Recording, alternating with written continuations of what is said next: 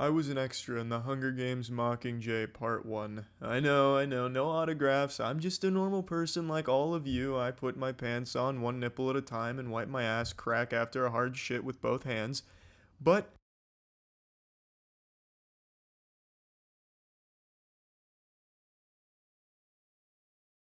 I put some lights in these shelves over here and they look pretty bright on camera. It looks like a flashbang went off behind me. That's what I imagine it looks like when an angel comes down from heaven. It's like a sterilization chamber in a laboratory. My god. But anyway, today I wanted to do a little check-in on our good friend, the Russian Popeye, aka Bazooka Arms, aka the Saint of Synthol, or, as I like to call him, the Petroleum Jelly Juggernaut. I'm talking about Kirill.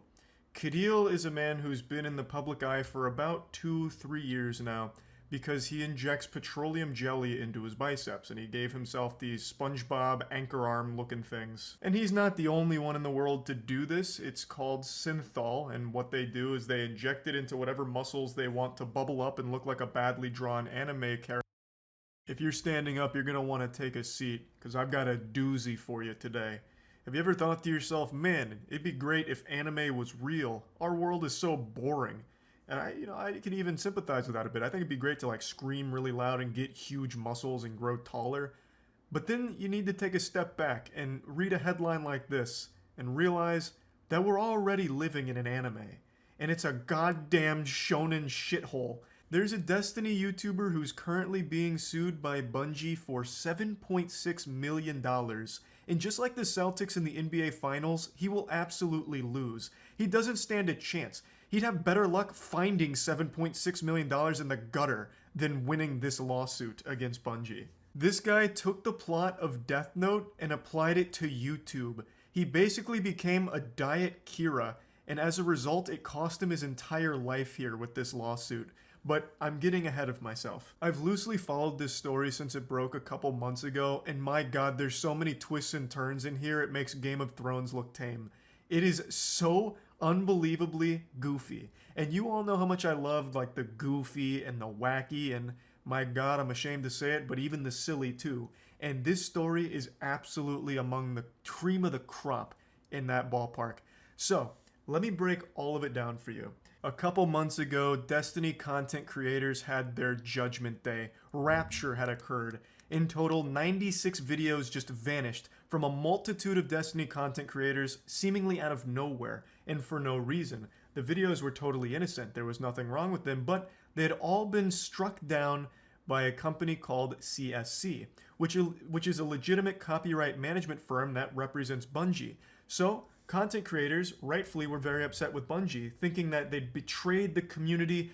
Bungie had decided to go to war against the creators, and it was this big bloodbath online for a while of people hating Bungie for what they did. But it turns out Bungie was also a victim. Their own videos got copyright struck and taken down by the same CSC agency. So what went wrong? Did an employee go rogue? Just have a Winter Soldier moment and just go full nuclear and take all Destiny content down as they saw fit? Well, as it turns out, there was a bad actor impersonating CSC Global. And they were the puppet master behind the scenes taking down all of these videos. So it naturally became the question of who is doing it and why? Because Bungie also put out a statement saying they're affected and they're investigating because this is not okay. Bungie wouldn't do this, it's not them. They were as confused as the rest of the community. But they weren't just confused, they were furious. They went fucking berserk. They weren't just mad at this douchebag that was copyright striking everyone with these fraudulent takedown requests. They were mad at YouTube. They took YouTube to court in order to get Google to finally reveal the identity of the person behind this, because YouTube was putting up a big stink about it. They even had the same problems as normal YouTubers, saying Bungie went through customer service and didn't get the issue solved for days. They even said that YouTube support didn't even respond to them in a timely fashion, if at all.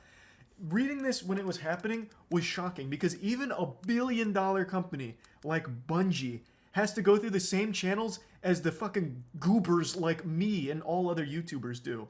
And it sucks. It's trash. Bungie got a taste of what it's like to be a normal YouTuber for a little bit. You get no answers, you get no response, and you get no solutions when you go up to like the top of the food chain of YouTube. They would have had better luck just doing what all the rest of us do and start whining on Twitter about it and crying for YouTube's attention, because it seems like the only team there that can actually solve things is the Team YouTube Twitter account. So instead of like going through the court as well as the support channels, Bungie should have just went right to Twitter with a twitlonger or some shit and a trending hashtag, because it seems like it's all they'll respond to. They won't even respond to a billion-dollar company through their official channels. What a joke. What chance do any normal YouTubers have if Bungie, of all companies, can't get them to talk to them? It's laughable. They slammed YouTube's absolutely archaic and dog shit system here with a fully detailed outline of how it happened and how weak YouTube's system is, and then finished it off by leaving YouTube a 1-star Yelp review on their support process, saying that Bungie was stranded in a circular loop. When I read that circular loop line, it was like this eureka moment. A light bulb flicked on in my head, and I knew exactly what happened here. Bungie, being as naive as they were about YouTube, thinking that good systems were in place, went on their YouTube channel and went to the partner creator support line, which lets you talk to what's supposed to be support agents at YouTube. But they're basically just bots. I don't think that there's anyone using that with a pulse. And what happens when you try and talk to people through that is they just keep linking you frequently asked questions, or they just keep asking you the same question you've answered a million times, and you just go in a circle forever, like Ouroboros constantly eating its own tail. Nothing gets solved when you contact that line. It's only frequently asked questions or publicly accessible YouTube blog posts about what might be adjacent to your issue, or repeated questions ad nauseum forever. I knew exactly what happened once I read Circular Loop. So Bungie couldn't even get in contact with YouTube directly initially, it seems. They went to that boilerplate, terrible service of the support line. But it looks like they did finally get it solved because they got the person's identity. And the story behind this is so stupid, it's crazy. There was a disgruntled Destiny YouTuber named Lord Nazo, or Nick. And Nick's YouTube channel focused on directly ripping music from Destiny's Taken King and Witch Queen official soundtracks and uploading them to his personal YouTube channel. And despite repeated takedown notices, Nick decided to leave the music up, which eventually resulted in him losing the account. And he got mad. Nick got very upset at this. This happened months prior to him impersonating CSC Global. So something snapped in Nick here, and he wanted revenge. And then he thought back to the time he watched Death Note, and he's like, maybe I could do that. So he impersonated a CSC Global employee and started filing takedown requests, fraudulent takedown requests, on pretty much anyone who made Destiny content. Just kept writing their name in the Death Note, just another one chalked up on the board, another victim, another body left in the wake of Nick's rage and his quest for revenge. And just like when L teamed up with Kira, Lord Nazo was directly trying to hunt himself down in secret. So he was on the front lines communicating with the content creators that he was actively striking, pretending to be on their side, and pretending to help try and find this fraudster that was issuing the takedowns. So he deceived all of them into thinking that he was there to help them, like Scooby-Doo, trying to sniff out the actual criminal here in this mystery.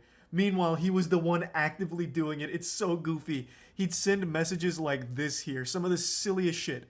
Yeah, it's the people like us who suffer, the little guys, or just anyone with fewer than 250k YouTube subscribers and 100k Twitter followers.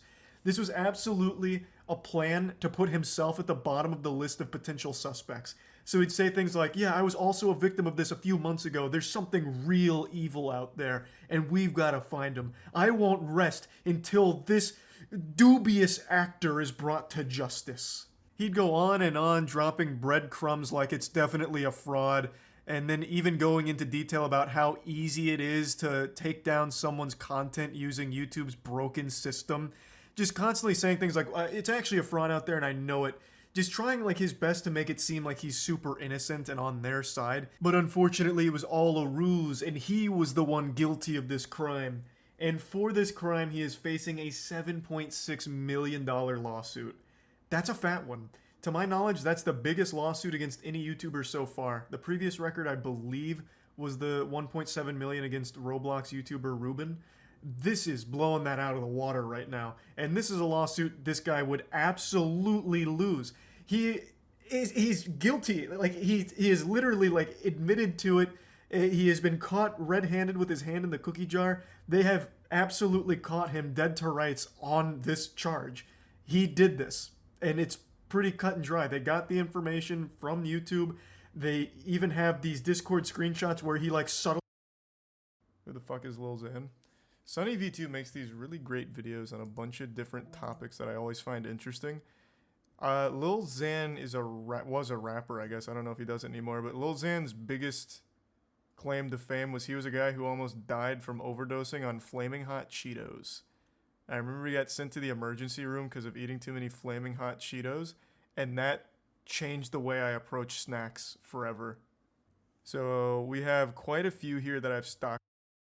Yesterday, we were blessed with a moment gamers will never forget. A day that will stand the test of time and will always look back on as a special holiday, similar to Easter, but without the bunny. When one man dared to dream big, we learned an important lesson on what happens when the dream is bigger than the flesh can handle. Approximately 24 hours ago, in a Super Smash Bros. Melee tournament, emotions were high, tears were shed, pants shat, but most importantly, history was made. But not in the video game itself. The stakes couldn't have been higher. Two titans collided. These two kaiju duked it out in a Thunderdome of unrivaled testosterone and violence. It was like Godzilla vs. King Kong. It was Game 5, final stock. The next death would seal it. It's a competition, which means there's one winner and one loser. And just like virginity, no one wants to lose it. But, unfortunately, someone was going to have to. The crowd was on the edge of their seat, but the spectators couldn't have known they were about to bear witness to an event that would transcend space and time and be talked about for eons to come. After a winner was decided in the match, no one could have expected what happened next. If he gets hit by a backer, he will be knocked off stage like what we just saw. Opportunity for H-Buck, he calls it out, and that's gonna be it!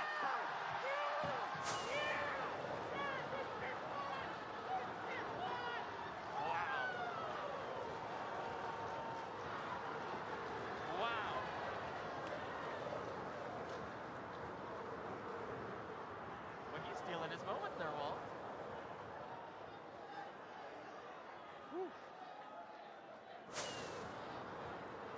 We're gonna get that one on a clip, right? Oh, is that in the replays? Okay. This onion's got a lot of layers. This is only the beginning of the rabbit hole here. But what you just watched is basically Kratos challenging Ares. This was a moment that had never been thought possible prior to this. These two players here are very well known in the Melee scene. Hungrybox is the Jigglypuff that won there in the sunglasses, and IBDW, Cody, was the Fox player who had just lost. And after he lost, he went berserk. He went all up in H-Box's face and started yelling and jumping and screaming, getting real primal, damn near started just like banging a club on the ground like a caveman. But why? For those that aren't in the scene, they might not understand what this is. This is known as a pop-off. A pop-off is defined by science as an emotional influx during an event. I'm making that up. I didn't feel like looking it up, but a pop-off is basically just like a big celebration. And in Melee, Hungrybox is well known for his pop-offs. So he'll stand up, yell, scream, flex every goddamn muscle in his body, veins popping out of his neck. Damn near makes it seem like he's about to explode or go Super Saiyan or shit his pants. Like, he goes wild on his pop-offs. It's part of his brand. It's part of his identity. And it's super hype. I think pop-offs are always great to witness, even when they're not to, like, H-Box's level. And his go crazy. H-Box once fainted from popping off so hard in a tournament. Yes! Oh no. Yeah, mother. I couldn't actually find this clip unedited, but you see what happens. You know, he's yelling, going ballistic, and his body shuts down. The Windows operating system needs to reboot there for a second. And he, you know, passes out on stream. Of course, people meme it saying that he Jigglypuff rested in real life, and it was just a great classic moment. It wasn't dangerous or anything. H-Box wasn't hurt. It's not like he collapsed and then fell into a pit of nails and piranhas. He just hit the floor after fainting, got back up, watched the clip and had a bit of a giggle about it and explained he hadn't eaten that day, this and that. It's just one of those H-Box pop-off moments that everyone now remembers. But he is well known for big celebrations, those pop-offs. That's his signature. There's only two certainties in life, death and Hungrybox popping off every time he wins a set in tournament. So when Cody lost, he had already hatched a plan to counter pop-off on H-Box. It's being called the anti-pop-off tech at the moment. His plan was simple. He knew the H-Box celebration was coming because he just lost and everyone knows it's coming. So he went ahead of it and put the kibosh on it. He imitated an H-Box pop-off at him in order to stop him from having a legitimate, genuine H-Box pop-off.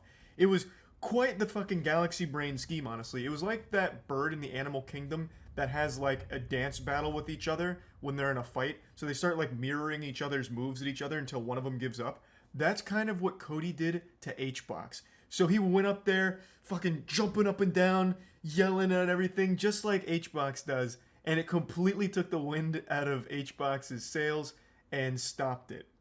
But at what cost? I'll set aside the physical repercussions of imitating a pop-off like this because Cody actually did have a health thing flare up from doing that pop-off, but I'm going to save that for a moment. Let's talk about the response to it.